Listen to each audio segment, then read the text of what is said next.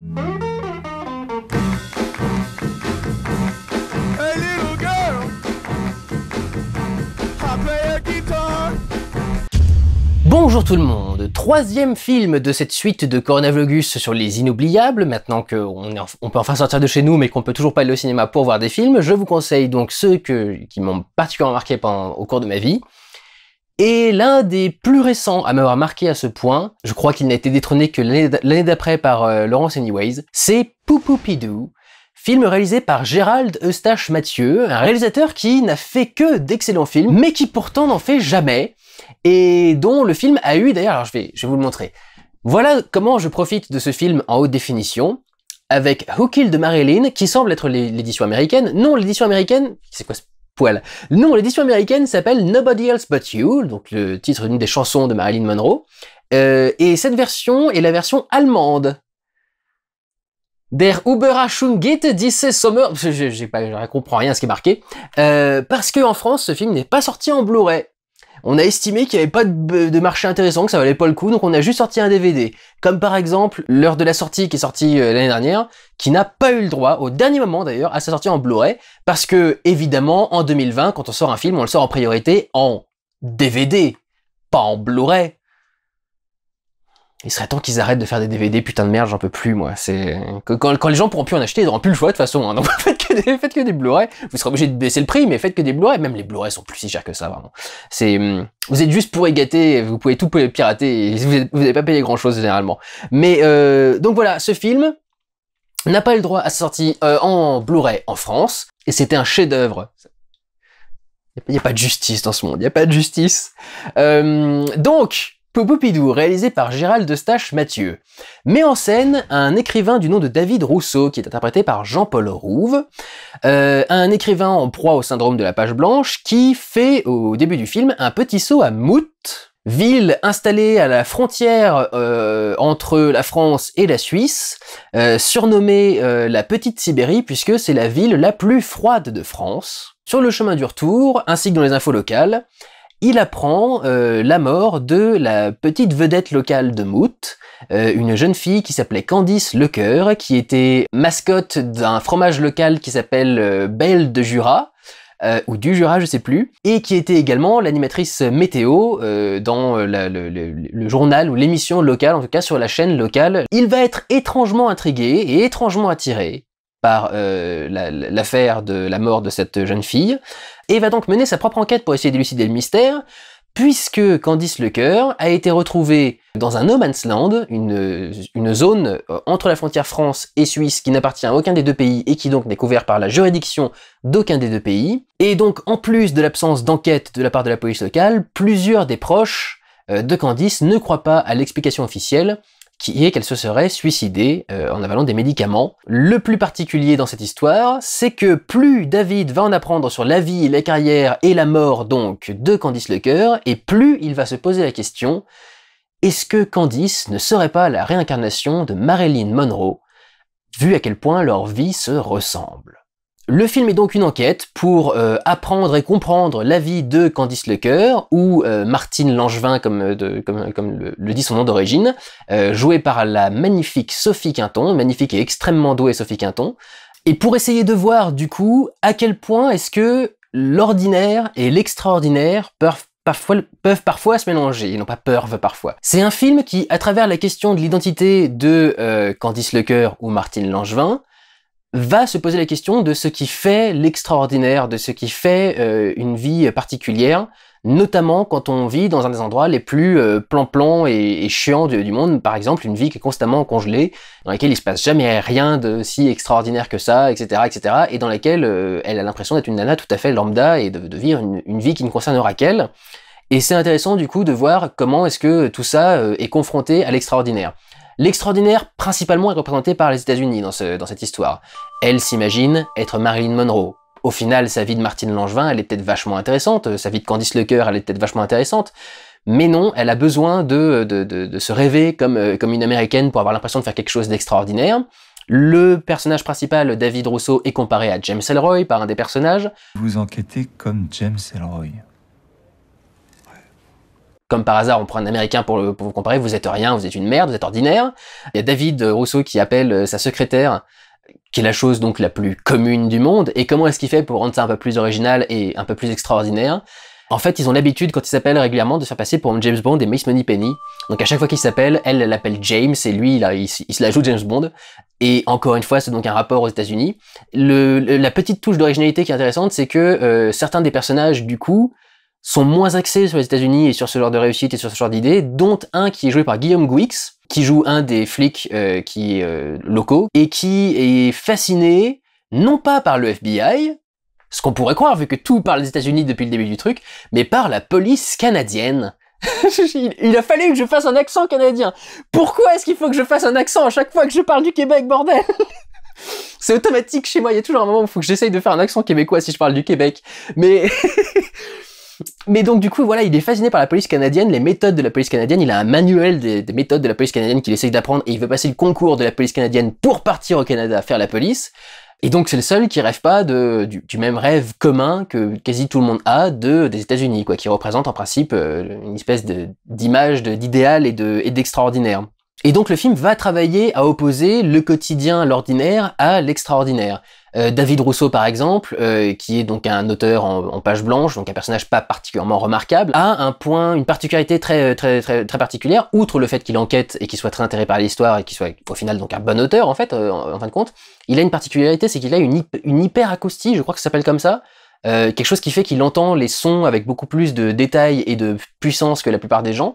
Et c'est du coup un détail qui est absolument pas visible sur lui, qui le rend extraordinaire, alors qu'il a l'air d'être le mec le plus ordinaire du monde. Même en tant qu'auteur, il est le cliché de l'auteur avec la page blanche, quoi. Et pourtant, il a ce petit truc extraordinaire au niveau de Louis, qui va lui servir, évidemment, dans le fil de l'enquête. Évidemment qu'on met pas ça au hasard, hein. C'est, tout dans une histoire est censé servir à un moment ou à un autre à l'histoire. On a aussi, par exemple, le truc le plus ordinaire du monde, deux personnes qui font une enquête. Pour le coup, ici, une enquête qu'ils doivent cacher, donc ils doivent se retrouver dans un endroit où ils sont discrets, cachés, et où ils vont pas se faire repérer. Truc assez ordinaire finalement, même si c'est un peu extraordinaire d'avoir une enquête, d'avoir un truc, ça fait partie des méthodes ordinaires pour faire quelque chose dans ce truc-là. Comment le rend-on extraordinaire? Le lieu pour se retrouver, c'est un sauna. C'est pas le lieu le plus évident pour se retrouver, être en toute discrétion et s'enfermer dans une pièce, etc., pour discuter des problèmes et de l'enquête, etc. Donc il y a un truc par rapport à ça. Je reste discret et vague dans la question de l'ordinaire et de l'extraordinaire, parce qu'il y a beaucoup de choses qui vont être des révélations du scénario de base, donc je voudrais que vous les découvriez par vous-même, mais vraiment c'est quelque chose qui est vraiment extrêmement intéressant de voir à quel point est-ce qu'il travaille ça, autour de la personnalité du personnage principal, véritable de l'histoire, qui est donc Candice Lecker, Martine Langevin, ou Sophie Quinton, si on cherche l'actrice, qui pose en grande partie la question de la personnalité, de comment est-ce qu'on se voit, justement, est-ce qu'on se voit ordinaire ou extraordinaire, ou pas, selon si on l'est, ou si on est l'un ou l'autre, est-ce qu'on est vraiment l'un ou l'autre d'ailleurs ou pas. Et c'est toute la question que se pose donc cette jeune fille, qui hésite entre qui elle est pour de vrai, Martine Langevin, la nana qu'elle est censée être à la base, le personnage qu'elle met en avant pour le reste de la société, Candice Lecker, donc son personnage de starlet, de vedette, avec la vie idéale, avec des fans, etc. Et sa troisième personnalité, qui serait Marilyn Monroe, qui est celle qu'elle veut devenir.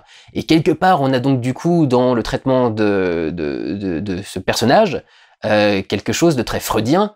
Elle a un moi, un surmoi et un ça, en fait. Elle a une personne qu'elle est réellement, une personne qu'elle affiche pour la société, et puis une personne qu'elle croit être ou qu'elle veut devenir.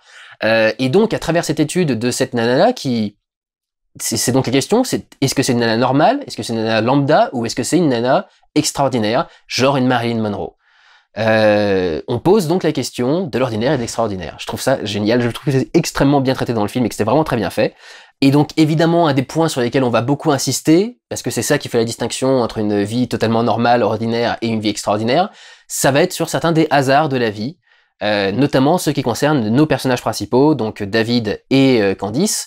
Elle est morte pendant que lui est vivant, bien sûr, mais du coup, il se rend compte au fur et à mesure des points communs qu'ils avaient ensemble. Je vous dis pas jusqu'où, mais il y en a qui sont particulièrement importants et particulièrement sympas, et que le film vraiment sait de balancer comme ça d'un seul coup, comme une vraie révélation. Le film te maintient constamment dans la surprise et dans l'envie d'en découvrir plus, et dans le... Enfin, vraiment, c'est un film qui est extrêmement bien mené. Et donc, il va montrer du coup les petits hasards du quotidien et comment est-ce qu'ils peuvent changer du coup le quotidien en extraordinaire. Il y a pour vous donner quelques exemples quand même, il y a le coup des numéros par exemple, le casier dans lequel est rangé le cadavre de Candice à l'hôpital, dans la morgue, a exactement le même numéro que la chambre qu'a pris David dans l'hôtel quand il débarque. Il va découvrir en fait ses journaux intimes à Candice, il va commencer à les lire pour du coup comprendre quelle est sa vie, ce qui va donc nous permettre en tant que spectateurs de suivre sa vie grâce à des séquences. Et il y a une séquence dans laquelle on va voir Candice nue en train de faire des photos avec les pompiers, pour le calendrier des pompiers, donc nue au milieu de cette bâche rouge, et au milieu des mecs, des pompiers à poil autour d'elle. Cette phrase est géniale, ils sont tous fascinés par elle, et d'un seul coup t'as le photographe qui dit bon regardez l'objectif quand même, il lève la tête et puis après ils font allez posez-la tranquillement, elle est fragile, et tous les mecs sont Vous pouvez la reposer délicatement, elle est fragile. J'adore la scène, j'adore le truc, je trouve que c'est extrêmement bien fait. Et le film travaille extrêmement bien la nudité, aussi bien féminine que masculine. Parce qu'effectivement, elle est quasi tout le temps à poil dans le truc, et c'est là que j'étais parti par cette anecdote. Quand on démarre cette anecdote où elle prend ses photos nues sur fond rouge, que fait David juste au moment où il va lire ce passage? Eh ben, il est allongé sur le lit, qui a une couette rouge, et il est entièrement nu. Donc les deux, avant même qu'il ait lu le texte et qu'il sache que c'est ce qu'elle est en train de faire, ont une vie qui se répond un petit peu et qui se fait des échos, etc. Et c'est travaillé de façon vachement intéressante au niveau du script. Au niveau de la mise en scène, justement, on va aussi travailler à essayer d'opposer une notion d'ordinaire et une notion d'extraordinaire. On va par exemple filmer des choses qui sont très réelles, filmer des choses qui sont peut-être en plan séquence ou en caméra à épaule ou très proche des personnages, quelque chose pour te faire sentir que du coup c'est presque documentaire, que c'est vrai. Et juste à côté, on va te faire des plans extrêmement esthétisés, extrêmement composés, où la lumière est parfaitement travaillée, où la couleur est parfaitement étalonnée. Et donc, du coup, on va mettre en opposition ces deux éléments qui, en principe, sont pas censés se toucher, quoi. On va faire des oppositions plus classiques, genre une opposition entre la nature et la ville, par exemple. On va filmer la nature recouverte d'une énorme tempête de neige qui est en train de tomber partout, etc. Et on va petit à petit faire un panoramique sur la ville, avec les maisons qui, elles, du coup, sont à l'abri. Ou bien, justement, aussi dans le même plan, filmer la nature, pour le coup un peu plus calme, par exemple, et avec un panoramique, arriver à rajouter un homme dans le cadre, et donc filmer l'opposition entre l'homme et la nature, qui sont liés mais qui sont aussi un peu en opposition. Donc des oppositions d'ambiance, des oppositions d'esthétique, et on va même avoir ça au niveau du travail de la musique. Et pour donner des exemples pour tout ça, je vais vous résumer le début du film, parce que pour moi c'est la déclaration d'intention du film. Si vous êtes dans le film après ces deux scènes-là, vous êtes dans le film pendant tout le film. On commence avec une musique extrêmement douce, extrêmement mélancolique aussi, évidemment, avec la voix off de Candice Lecker qui raconte son histoire et qui fait ses premières phrases. Les textes, les dialogues sont incroyablement bien écrits dans ce film. C'est parmi les meilleurs dialogues que j'ai jamais vus dans un film français. Et il y a des répliques de Candice qui sont magnifiques, je vous en sortirai une un peu plus tard, mais on commence donc comme ça avec elle qui est en train de parler en voix off, avec la musique très douce, très calme, et on a des images qui sont purement figuratives d'elle derrière un voile, en train devant une fenêtre, ou je sais pas, en train de se frotter contre un voile, ou je sais pas trop quoi, enfin bon bref, des images qui sont très éthérées, très figuratives, cocon quoi, très chaleureux, même si on est un petit peu mélancolique. Et on reste sur un fond blanc qui devient le ciel neigeux de Mout. La caméra fait un panoramique vers le bas et cadre les arbres, qui amène du coup la première teinte de très dure, un vert assez acide, même s'il est sombre. Et on a la voiture de David qui arrive, et la musique rock'n'roll qui démarre. Et là où vraiment se fait le truc du film, c'est on va opposer quelque chose de très ordinaire à quelque chose d'un peu plus extraordinaire, d'un peu plus fun, d'un peu plus étrange. On voit la voiture qui passe le panneau de Mout. Et à ce moment-là, la musique diégétique, la musique qui venait du film, disparaît pour devenir la radio de la voiture, et en fait il n'y a plus que des parasites. Au lieu de juste filmer la scène comme ça et puis finir sur ce petit sketch avec la musique qui dérape, il nous développe le personnage de David Rousseau en nous montrant le personnage freiner, faire une marche arrière, reculer jusqu'au panneau, et au panneau, exactement quand il dépasse le panneau, la musique revient, et le mec réarrête la voiture, s'arrête, et écoute la fin de la musique tranquillement. Et rien qu'avec ça, tu découvres un petit peu du personnage, et tu découvres complètement le ton et le style du film. Le truc juste après avec le notaire, et Toby. Il faut que vous voyez le film juste pour savoir ce que c'est que la blague avec Toby. Moi, ça me fait mourir de rire. J'adore ce truc. Et il va régulièrement utiliser comme ça la musique également, par exemple, pour faire transcrire certaines choses. Notamment, il y a toute une séquence où il va écouter l'iPod de Candice pour voir toutes les musiques qui étaient dans son appareil. Et on n'écoute pas juste pour foutre une musique sympa pour une scène ou pour un plan. Cette musique nous fait découvrir un peu qui elle était, quoi. Quel genre de musique est-ce qu'elle écoute, quel genre de musique est-ce qu'elle aime, et donc du coup, ça te dit forcément un petit peu de qui elle est. Donc vraiment, c'est un film que je surkiffe. Le film est constamment sur le fil du tragicomique. Il pourrait partir dans le tragique, il pourrait partir dans le mélancolique, il pourrait partir dans le mélodrame, quoi, carrément, plus que mélancolique, quoi. Et il pourrait aussi bien partir dans la comédie pure avec Jean-Paul Rouve, qui est un ancien des Robins des Bois, qui est un mec qui a côté, particulièrement en 2011, qui était connu pour faire de la comédie à cette époque-là. Et il arrive toujours à rester en équilibre. Et je vais vous donner une réplique. Je vais vous donner une des répliques de Candice Lecoeur. Elle déclare à un moment du film, quand on apprend un peu plus de sa vie et qu'on voit ce qu'elle a fait avant de mourir, etc., elle estime qu'elle n'avait pas une vie très stable et très bonne, mais en même temps elle se déprécie constamment. Mais donc du coup, elle est en train de se parler à elle-même et elle se dit « Cette fois, j'ai vraiment peur de découvrir à quoi ressemble l'enfer. Même si, bon, je le sais déjà. » Ça doit ressembler à un mout.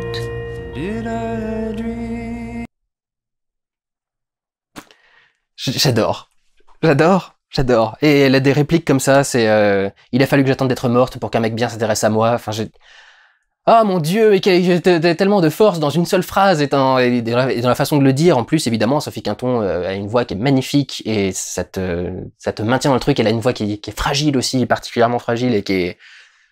Ah, c'est magnifique. Un très beau travail de casting aussi. On a des personnages qui sont ultra attachants, qui sont ultra originaux. Chacun a une petite personnalité, chacun a un petit truc particulier. Tu t'attends pas vraiment à ce qu'il peut être parce que tu vois que c'est censé, ça correspond à un cliché quelconque, mais tu l'as jamais vu vraiment fait comme ça et donc du coup tu sais pas où est-ce qu'ils vont l'emmener ce cliché, où est-ce qu'ils vont faire avec. Les personnages sont surprenants, ils sont vrais surtout, ils sont vraiment travaillés tous, y compris tous les personnages secondaires, pour être importants, pour avoir quelque chose d'important à dire dans l'histoire, pour ne pas être oublié une fois qu'on les a mis une fois à l'écran, pour avoir une qualité quelconque quelque part. L'hôtesse d'accueil dans l'hôtel, qui fait simplement le room service, il la développe, il lui crée une relation, il crée toute une histoire et toute une petite blague avec le fait que du coup elle fantasme sur l'écrivain qui est en train de débarquer dans le coin, même si c'est un écrivain pourri, pour elle, bah, c'est un écrivain, c'est déjà autre chose que d'être dans cette ville de merde, etc. Elle a bien, vraiment une personnalité qui est développée, elle est gothique, je crois, et tout.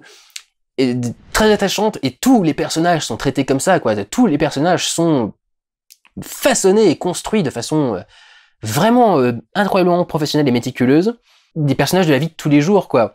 David, par exemple, David Rousseau, donc le personnage principal, l'écrivain, c'est pas l'écrivain génial qui arrive à faire tout ce qu'il veut, qui arrive toujours à avoir le truc qu'il voudrait obtenir, qui a des bons contacts, qui a des relations, qui a des machins. C'est un mec qui se plante, vraiment qui se plante, quoi, qui tombe, qui glisse par terre, qui se blesse, qui parfois part dans des fausses pistes, même si globalement il est dans la bonne, mais parfois il part dans des fausses pistes. Il a des problèmes pour obtenir les bons renseignements et les bonnes informations, etc.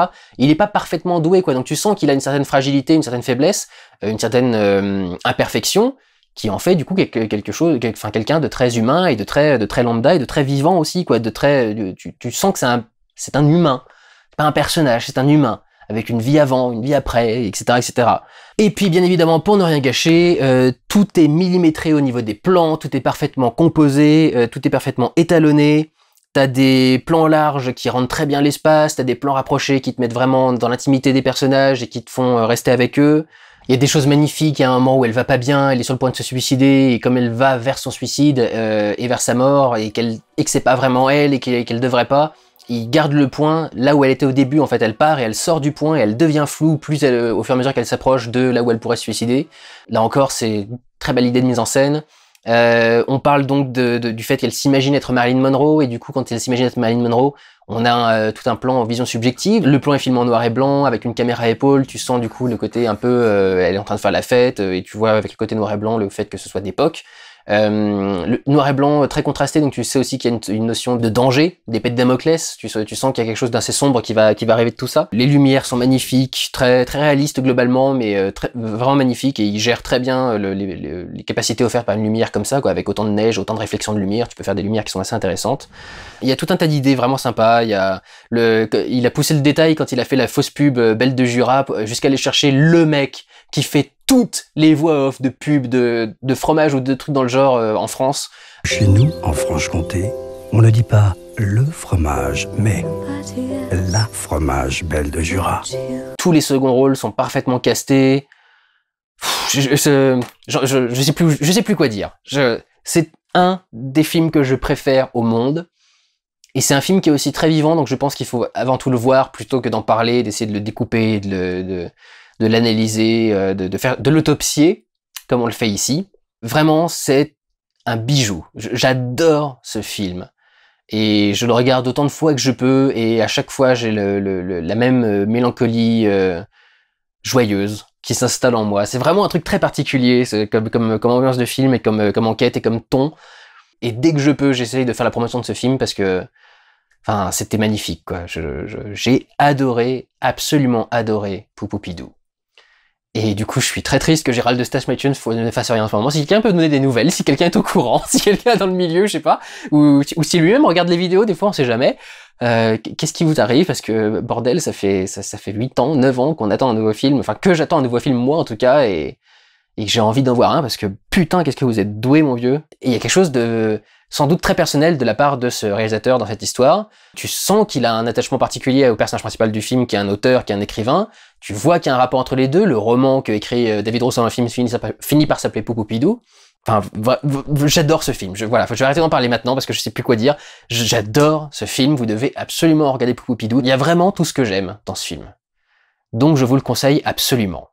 Prenez soin de vous. Regardez des films. Ciao!